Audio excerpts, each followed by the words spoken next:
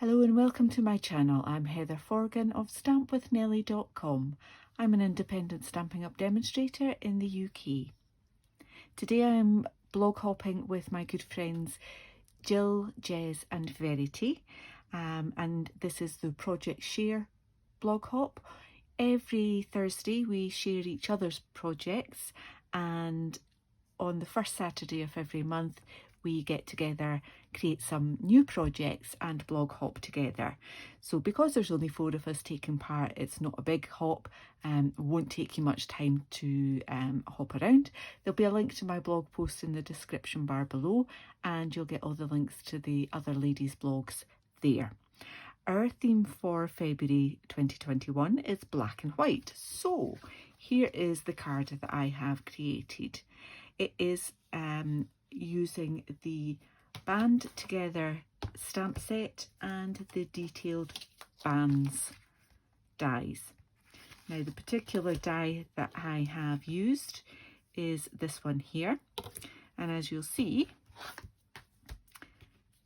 it normally looks like that, but what I've done is chop these bits off and actually just split that down the middle. So I'll show you how I do that. And I've also used this large stamp from the Band Together set, but I have done something that some of you will probably find quite sacrilegious. I like that flower, but I would very rarely use the whole thing, so I chopped it. So I've actually just got that bit. If I wanted to use the whole thing again, I easily can. I can just put it back together and I can mount it the whole thing. So there's no loss. And as someone, I think it's maybe Jill, sometimes says, these are tools, not jewels. So do with them as we like. It's a bit scary doing it, but hey, it works for me. It's what I like to do. So I've used this flower stamp just in the background there with some clear embossing powder on there. I think when you're using black and white or any kind of monotone, you probably want to step up the interest by using different textures. So as well as the heat embossing there on that little strip of paper of white card there, I've used the scripty 3D embossing folder so that there's a bit more detail there, and there's a little bit of dimension because I've layered up those 2 stitched rectangles there, and I've got some white heat embossing using the You Are Amazing sentiment from the stamp set, and then inside You're a Great Example to Me, and I have stamped a little bit of that flower with black ink in the corner. So it is all black and white, but there are some unusual elements to it so that it still kind of looks a bit more special. So I'll start off by doing the background, and I'll do all of the heat embossing at the same time so we get that out of the way. Using my, I'm going to put that out of the way as well, using my Versamark ink pad, just inking up that stamp. And it might be difficult for you to see, but I can just see that there, so I can make sure that I'm not overlapping when I put them on, just randomly, but trying to fill the whole space.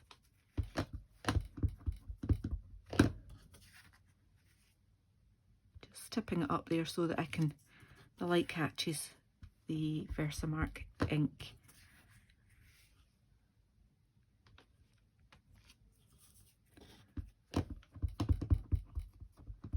And I can see where I've been and where I still need to go. Oh, that was close. One more in there. And I'll just do a tiny little bit in that corner there. And that's that, pretty well covered. See, I'm going to do this with clear embossing powder. Let me just bring in a piece of copier paper just so I don't get powder everywhere.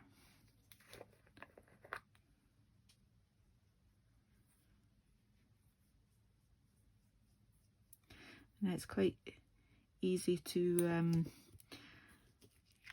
get confused with your embossing powders, and that's terrible. I have a huge big lump there that shouldn't be there because I didn't use my embossing buddy. I do have a paintbrush. Let me just double check. There's one there.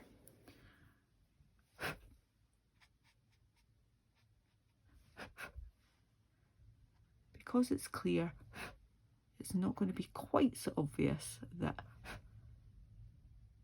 I have messed up.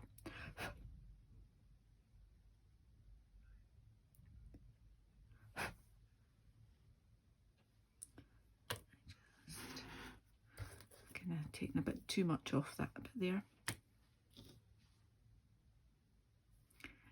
Yeah, your white and your clear embossing powder,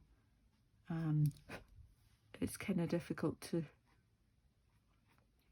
know the difference.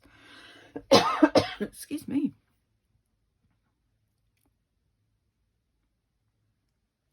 So I always have to check the labels on there. So a couple of little other bits there, just take that out. And I think I actually want to put a bit, stamp another bit on there. Bear with me, bring my stamp back.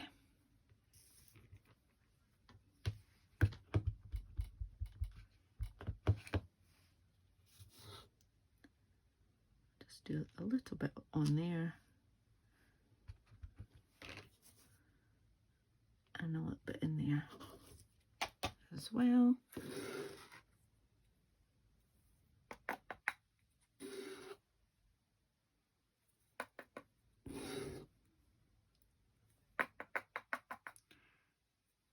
Really should get a tub for this powder.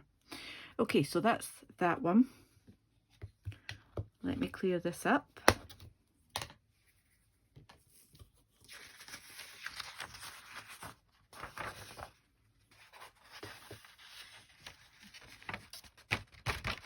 And I possibly need to restock on the clear one.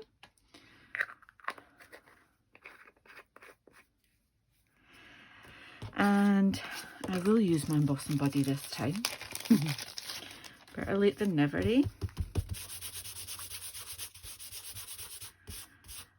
And I am going to stamp the sentiment again. You are amazing.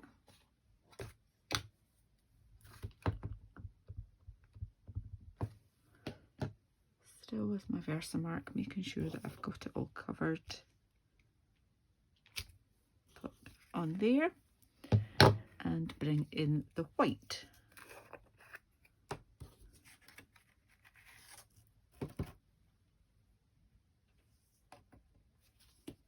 Upside down, but I'm going to die cut it, so it doesn't really matter.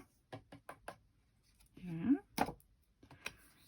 So they're both ready for heating up now. So I will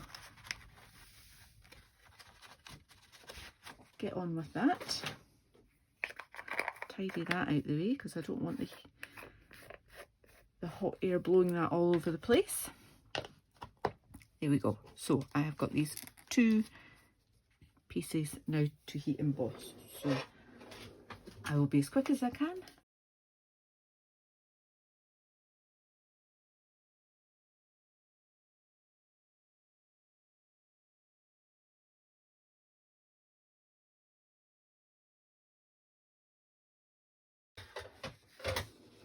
There we are.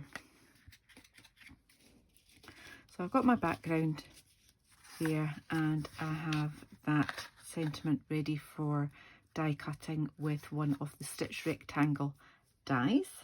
So I will do that in just a moment. I've already done the other pieces. So I've die cut that, and I've already die cut that bit there. The other bit I need to do is emboss this strip. Now this is just a piece out of my scrap pile, so it's obviously way longer than it needs to be, but I'm just going to quickly emboss that with this scripty embossing folder. It's a 3D embossing folder, so it needs the 3D embossing folder plate on it, which is this grey one here. So using my platform number 1,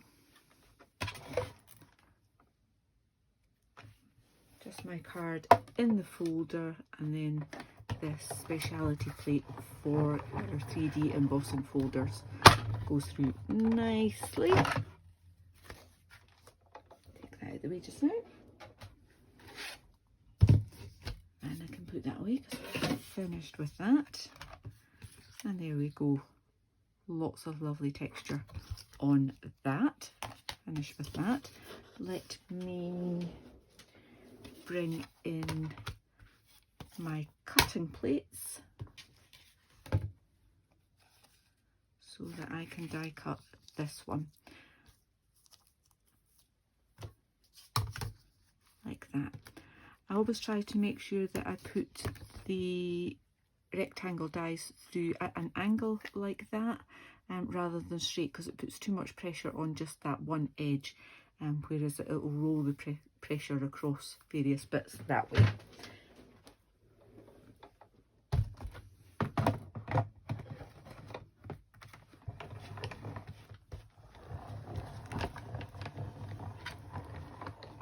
Super easy. That's us.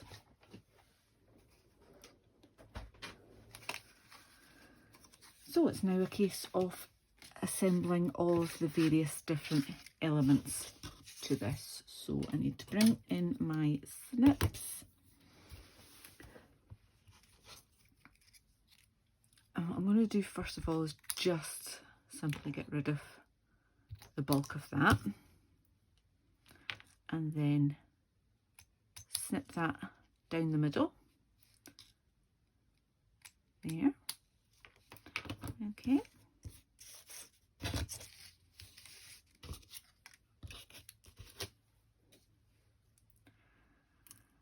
And these are going to attach onto the back of this rectangle, so I need to get rid of these extra bits here. So just as if you were fussy cutting that edge there. Probably should have my specs on.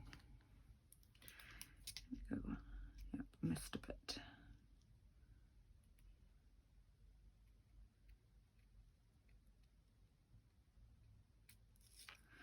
There we are.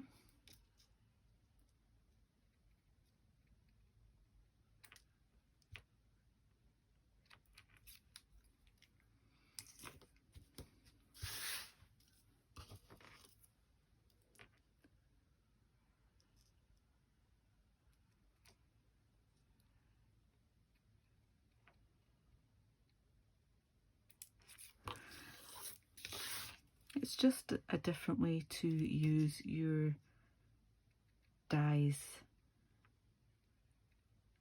They're beautiful, detailed dies as it is, but why not just change it up a little bit as well, eh? Now, I'm going to bring my silicone mat in, because there's not a huge amount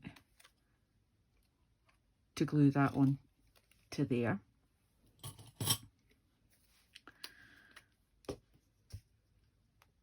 There's a good chance that glue will escape. Okay.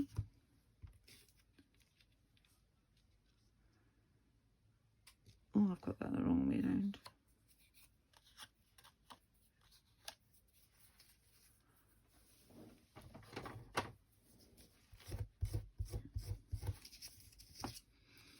that glue off. Make sure I've still got glue on there. That was close. Nearly had the stitching on the back. So I'm just making sure that's where I want it to be before I press down on that.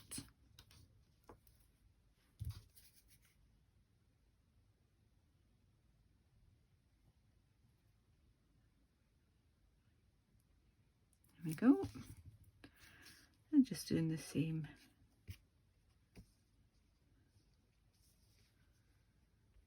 for this side.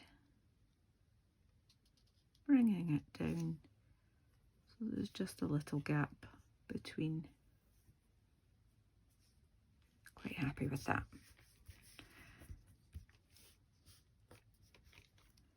Okay, so the other bit I want to do is to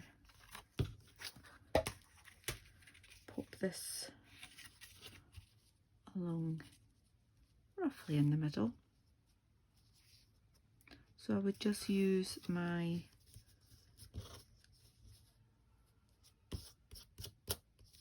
grid mat just to make sure I've got that fairly straight. Okay, I'm going to let it overhang at both ends. And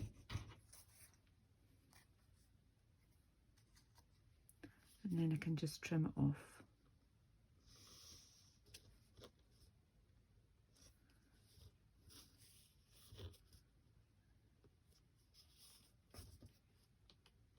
That's straight enough for me.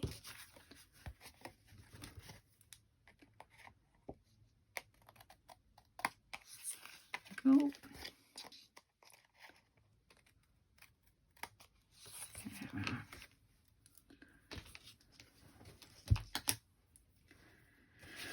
Right, so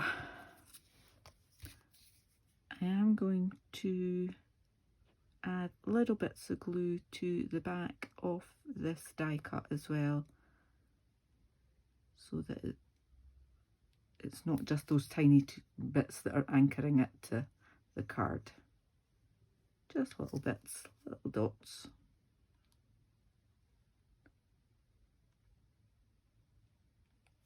Okay.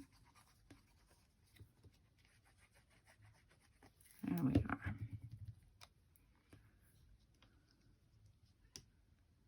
Place that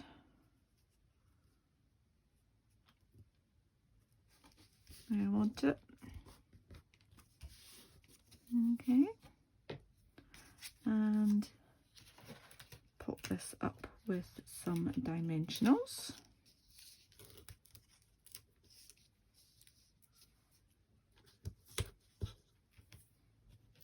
Another one in the middle.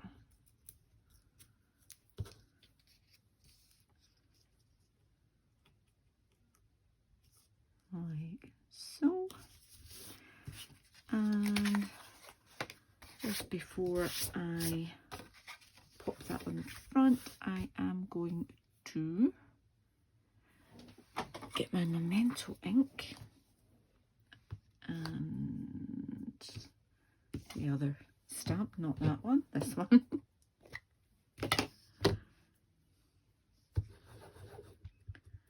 Ink that up, make sure that it's well inked. I think I can be doing with re-inking my Memento.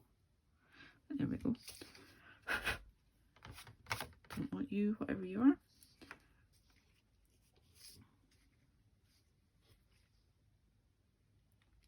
In the middle. Like that. You're a great example to me. And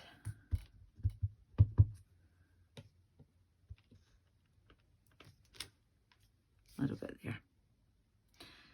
Didn't do that very well. Never mind. And then all I want to do is add this to the front.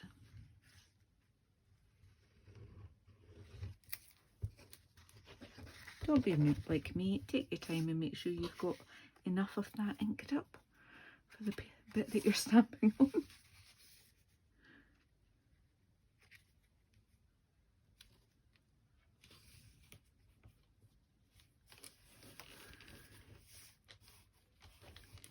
There we are.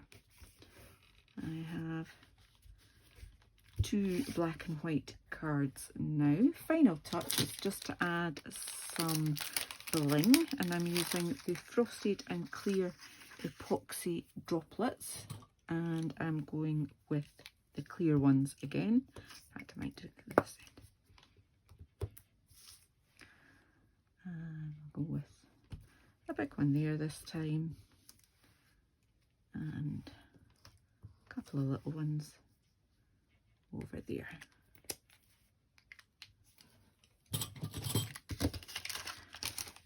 And there we have it. 2 versions of the same card, using both clear heat embossing, white heat embossing, and some dry embossing on there for some extra texture as well.